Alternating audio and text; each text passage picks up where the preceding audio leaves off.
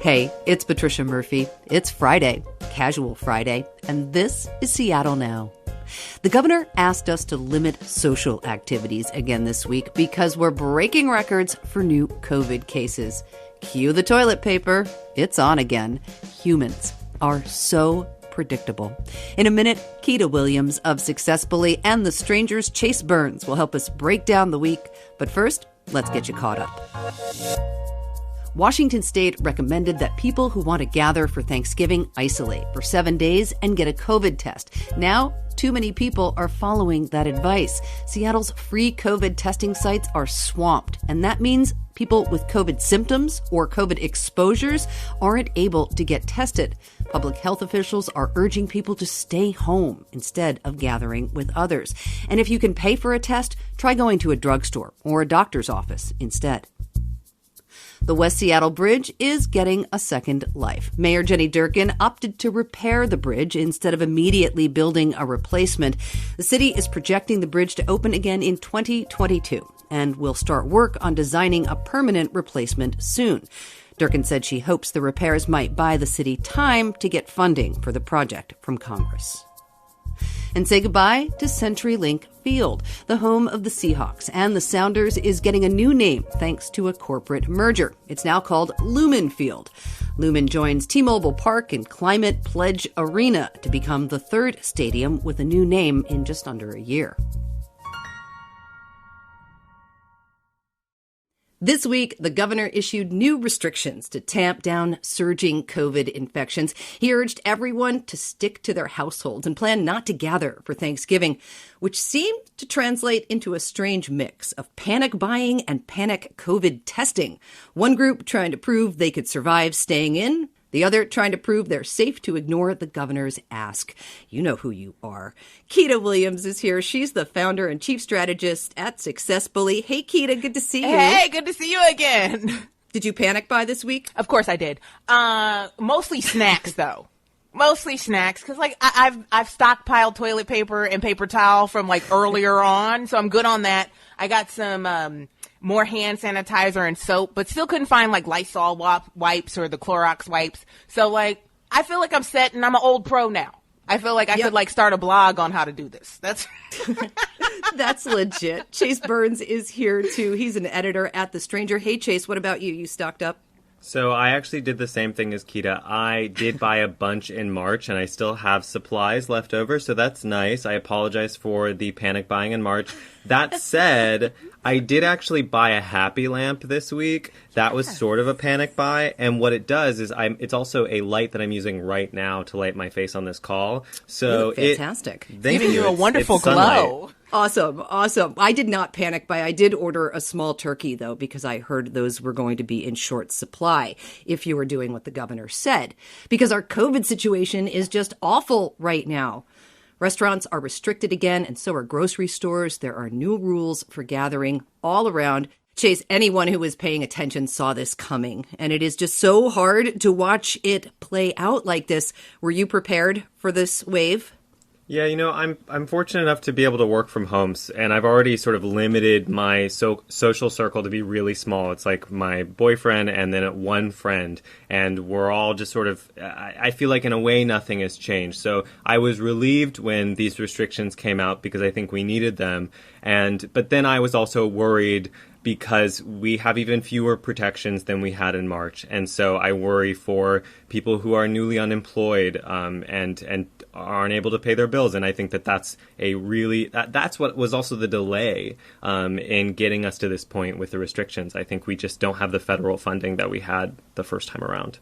Yeah, and this is obvious when you look at the lines outside of the food bank these days. People are really, really hurting. I wonder if either of you think, because this is what I keep hearing from people, after the inauguration, things are going to get better. I just don't feel that way, honestly. I've been around too long to think that, flipping the switch makes a big difference in government or societies. So I don't know. What do you guys think? Well, I think it's going to be more of the same, right? That and the good news is we know what we're walking into. that the pandemic is going to continue to do what it has to do until it's eradicated. The economy, it's not going to rebound overnight. It's going to take years. And knowing that recovery is not going to happen overnight. There's no silver bullet.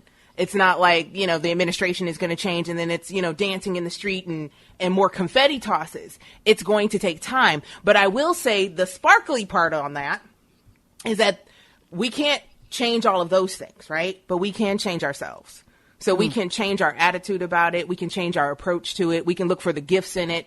And we can work on our strategy knowing, okay, so I'm going to be working from home, or the kids are going to need to stay home and we're doing distance learning. We know what to expect now. I agree. And I think that, unfortunately, states are going to act how they want to act. And we're going to see a lot of the same patterns that we've been seeing.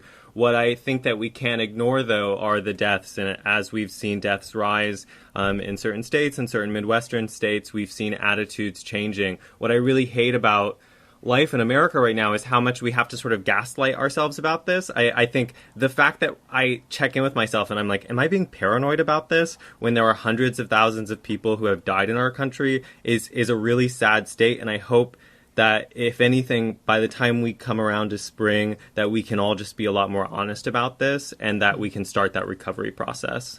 Yeah, we are almost 9 months into this thing, and I am still stunned by people's risky choices. This week, we learned there was a 300-person wedding near Ritzville, Washington, that led to 2 outbreaks and dozens of infections. I don't know. This just tweaks me beyond belief. My old school New Jersey neighborhood would consider this marriage doomed. Mm-hmm. Yeah. Doomed. But how selfish. Yeah. How selfish. Yeah. And you put your family and friends at risk and your larger community. A 300-person wedding is a spectacle. Anyway, there's only 1,600 people in that town, Keita. I don't know 300 people that I would have at an event. So it's a spectacle any way you slice it, whether it's a pandemic time or not. So that was a spectacle for selfish reasons, right? Yeah. Well, and I have a little intel. So my boyfriend, yesterday at his shop, a woman came in and she confessed to him that she's up from LA for a wedding that is happening in the Seattle area on Friday. And she said that there's 80 people that are going to be at this wedding. And she was like, I don't know what to do about it because it's my sister. I don't want to tell her no. But she was like, some people have already dropped because they made a big point to say that they don't want the wedding photos to have masks in them. So they're going to take masks off a lot. And then she was like, what do I do? And I'm like, well, you should go back to LA. But I understand. I understand it's your sister. I don't get it. I do not get it. I've been married for 20 years, and trust me, you don't have to do it right now. You can wait. Plenty of time. We're not running out of time. You got plenty of time to run out the clock on your marriage. Don't worry. Oh, my gosh. And from the Department of Risk comes the news that the Capitol Hill Live, Love, Flow Yoga Studio will remain open for its most spiritual and mindful practitioners. They're claiming they're exempt because it's a spiritual practice. Keita, this one smacks of privilege. This one just smacks of privilege to me. I can't even. All the string of words that you put together, I can't even process right now. I can see from both sides as a business owner what this did to us in March and the recovery that we're currently going through. But it's not worth jeopardizing other people's lives. Unbelievable. Note, the name of your business is Live. Right. The goal is that people continue to live after interacting with you. So, choices.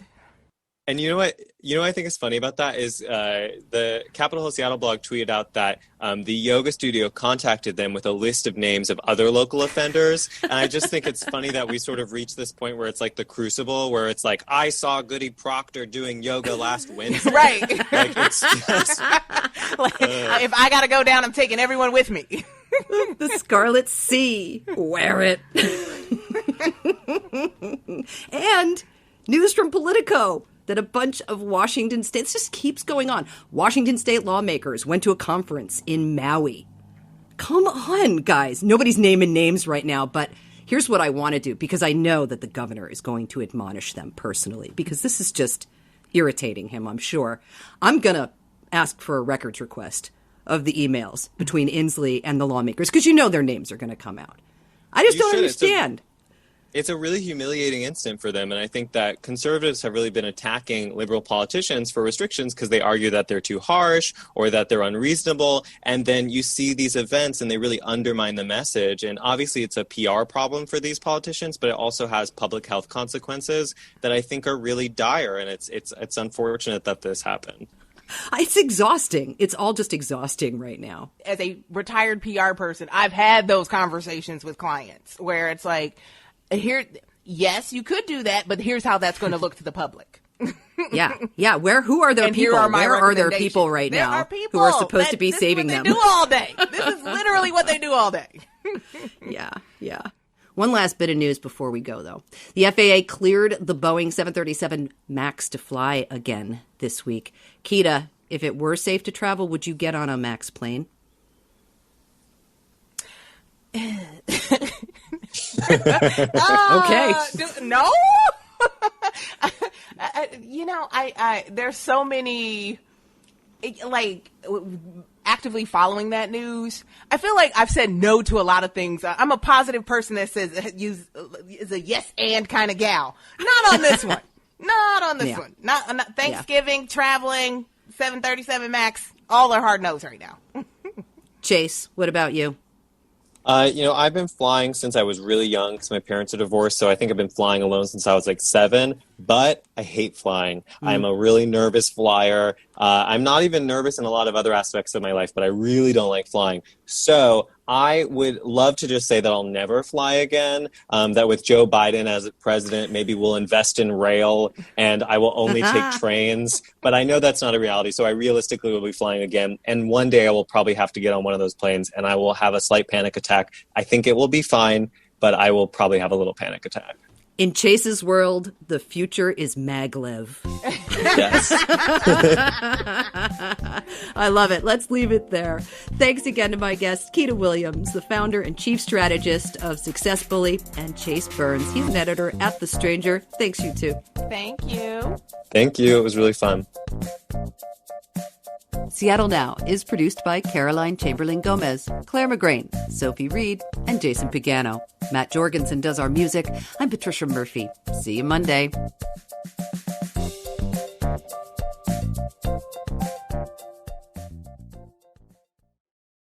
Now you can hear the KUOW news stories you want whenever you want with the KUOW Newsroom podcast. Washington State's plan to distribute any potential COVID-19 vaccine. Stay up to date with easy access to trusted in-depth reporting from our award-winning journalists. Patient rolls up and rolls down his window. After the patient checks in, Nurse Teresa Pick, skip, or save the stories you care about on demand. Big change at the top of Bellevue-based T-Mobile. Visit KUOW.org or search KUOW Newsroom on your podcasting app.